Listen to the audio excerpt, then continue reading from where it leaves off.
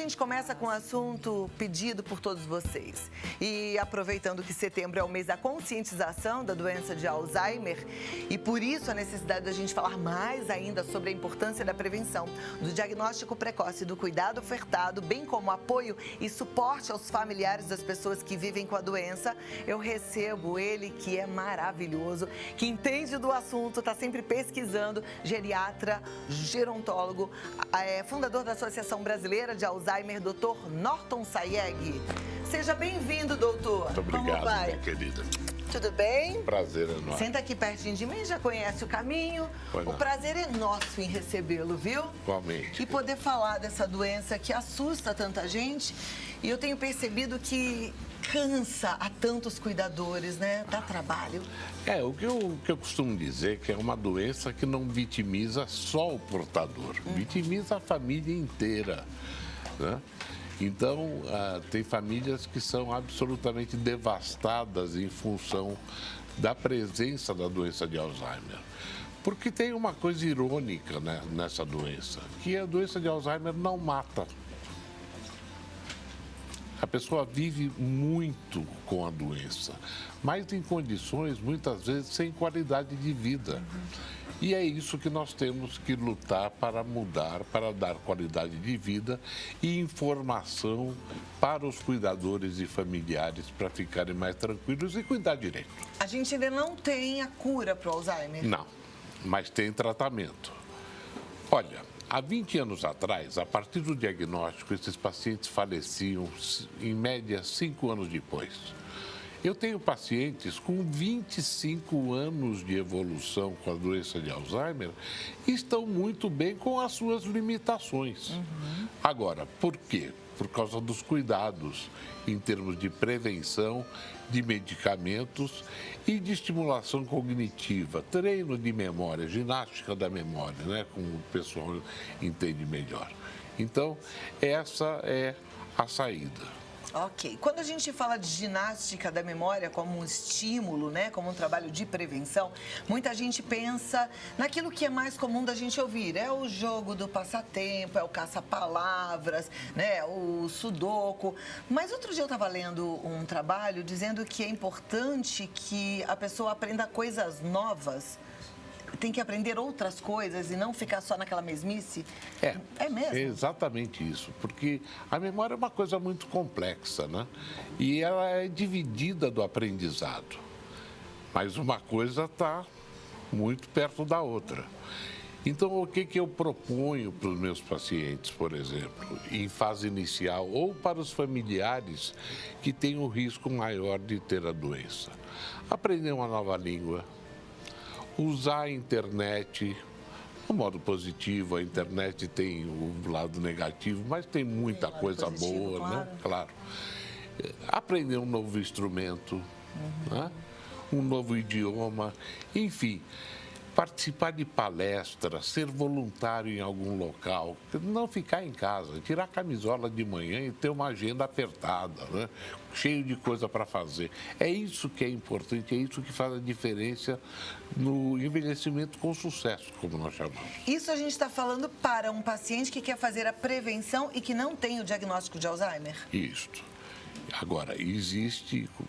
Quando a pessoa apresenta o primeiro sintoma de Alzheimer, essa doença não começou ontem, começou há 20, 30 anos atrás, a deposição da maldita da proteína que vai se depositando no cérebro e vai atuando como se fosse um chiclete, vai grudando uma célula na outra e acaba matando essas células. E isso é um processo que demora, às vezes, 20, 30 anos para ter o primeiro sintoma. Mas quando tem, então a evolução costuma ser muito ruim se não for bem conduzida. Ok. Existe algum método para a gente fazer o diagnóstico mais precoce possível? Porque hoje, como você acabou de dizer, as pessoas acabam descobrindo depois que a proteína já está lá há 20 anos. Tem alguma coisa que dá para descobrir antes? Olha, a experiência do médico é fundamental nessa história. Isso é documentado na literatura científica. Então, a experiência do médico associado a uma avaliação neuropsicológica aplicada por neuropsicólogo E em função de uma série de exames que nós pedimos, você se aproxima em 99% das vezes do diagnóstico. E existem coisas mais sofisticadas, como o exame do líquor, por exemplo, que você analisa e hoje em dia nós sabemos que é um biomarcador confiável para a doença de Alzheimer. Olha, interessante, né? Agora, por um outro lado, a gente sabe que não é qualquer pessoa que vai se aprofundar nessa história toda.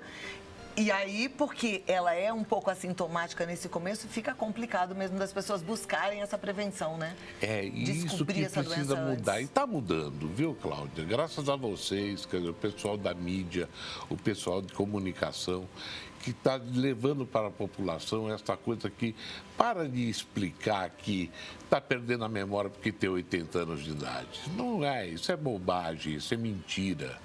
É tão comum que as pessoas confundem o normal com o comum, né? Então, notou que a pessoa está diferente, deixou o feijão queimar no fogo pela terceira vez, né? Faz uma pergunta, você responde, ela pergunta de novo, daqui a 10, 15 minutos, é repetitiva. Então, mudou o comportamento, leva ao médico, porque pode não ser Alzheimer, Cláudia. Pode ser uma série de outras doenças que são tratáveis. Uma pessoa idosa que está com falha de memória e que é diagnosticada, recebe o não diagnóstico, não é Alzheimer, ela pode ter o quê? Depressão. Depressão causa perda de memória. Isso é muito comum em jovem, né? Ah, minha memória está ruim, doutor. E quando você vai investigar, ele está deprimido. A maldita pílula para dormir, o tarja preta. Que muita gente toma, né? Que muita gente toma. Depois de 60 anos de idade, é a mesma coisa que tomar veneno, né? Não pode. Sabe como é que nós chamamos o remédio tarja preta, nós os médicos? Hipnóticos. Olha lá. O nome já diz, quer dizer, te tirar da própria consciência, da própria intelectualidade e automaticamente afetando a memória. Então, às vezes tem coisas anedóticas que dizem, Dr. Norton curou o Alzheimer do meu pai. Curei Alzheimer? Coisa nenhuma. Eu retirei aquele remédio que estava causando o problema. E não são só os hipnóticos, existe uma série de outros remédios.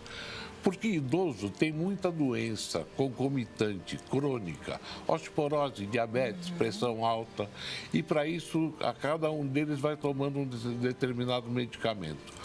E daqui a pouco nós temos aí uma parafernália de medicamentos, um competindo com os outros e acabando por levar, muitas vezes, a déficit de memória, déficit cognitivo. Ok. Alimentação pode interferir na memória?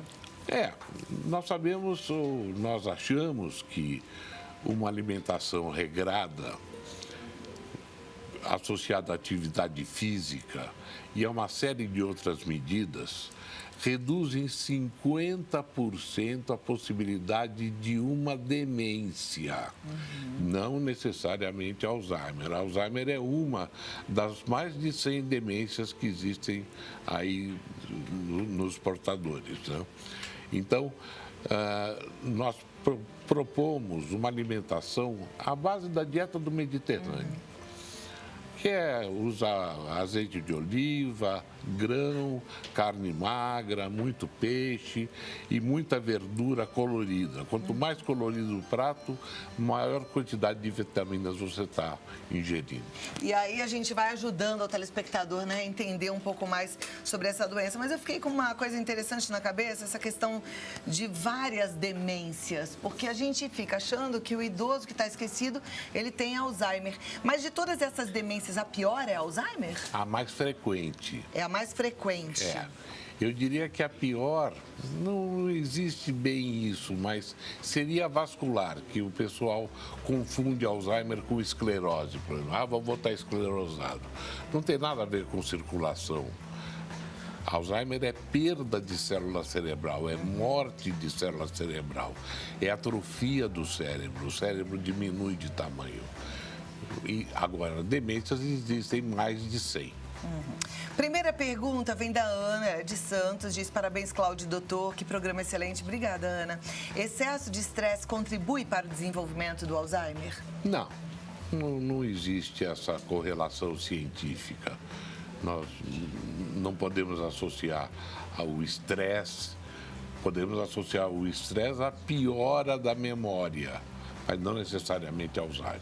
E aí eu fico pensando, até ontem a gente falou sobre gestão de estresse aqui, né, gente? Um estresse por uma vida inteira pode atrapalhar a velhice? A pessoa que foi estressada a vida inteira pode ter uma velhice pior por conta disso? Se ela entrar num processo de ansiedade com depressão, sem dúvida nenhuma a qualidade de vida muda. A boa notícia é que tem tratamento e tratamento muito eficaz. Ótimo. Próxima pergunta, por favor. Minha mãe está diagnosticada com Alzheimer, ela tem 84 anos. O que podemos fazer para retardar o processo? Nós podemos usar medicamento, existem duas classes de medicamento que são usados. E eu tenho pessoalmente uma fórmula magistral, que é um neuroprotetor, que nós temos conseguido resultados espetaculares. É um suplemento, não é um medicamento. Então, procura seu médico de confiança, conversa com ele, que existe sim tratamento. Nossa, esse é um neuroprotetor, é um suplemento alimentar? É um fitoterápico feito... Eu fiz uma alquimia e pensei numa série de elementos, de vitaminas, etc. e tal, e acabei montando esse suplemento. Então, com esse suplemento, nós estamos conseguindo segurar o retardo da evolução da doença mais do que sem ele. Né? A gente não pode dizer que é uma vacina ou coisa parecida, longe disso, mas ajuda muito. Tem ajudado. E por que não pode dizer, gente, já conversamos aqui também, a gente sabe que precisa ter um monte de estudo científico, um número X, né, para que o doutor possa sair aqui divulgando. Mas interessante o que você está falando. Mas tem uma base principal desse suplemento? A base principal, hoje em dia, aceita do ponto de vista científico, é o ômega 3 e a vitamina E. E eu associei mais 15 elementos a essa fórmula, que é um pozinho efervescente que você toma todo dia, e isso realmente promete, né?